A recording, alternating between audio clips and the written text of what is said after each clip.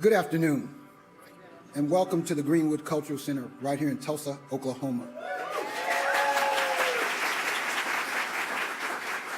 Right here on historic Greenwood. I'm Kevin Matthews, State Senator representing this district, Senate District 11.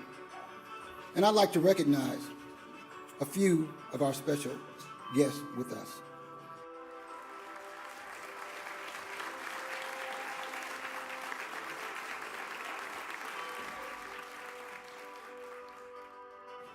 In addition to my service as senator, I'm also the chair of the 1921 Race Massacre Centennial Commission. Work on the commission right here at the Cultural Center, where we are today, is how I first got to know our special guest today, Mike Bloomberg. I'm glad to say that Mike Bloomberg is a major champion and supporter of our efforts. But this is not the only issue where Mike has put his money where his mouth is. This is a man that has had the courage and boldness to address issues many have avoided. Most importantly, he invests in people and places like North Tulsa, and those investments create jobs and opportunities. We're so excited to welcome Mike back to historic Greenwood. Instead of hate, criticism, and intimidation, we need more leaders willing to walk the walk and not just talk the talk. On this Martin Luther King weekend, where the hope and promise of this significant holiday meet the commitment and experience that Mike brings to the table.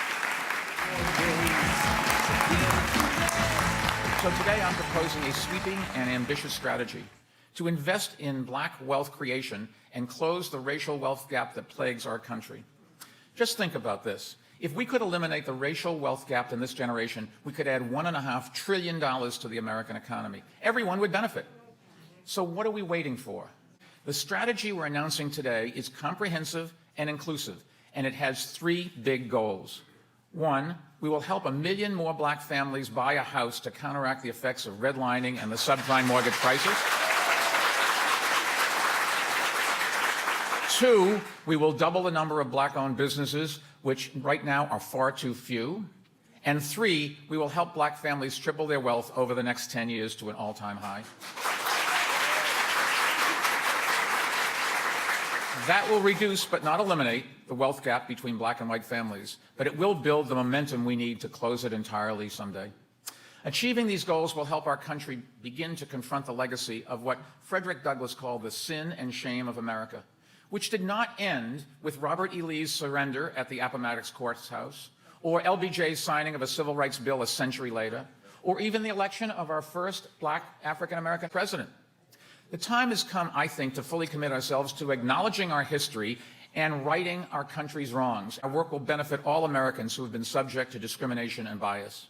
And most importantly, these are not pie-in-the-sky ideas that sound good but will never happen.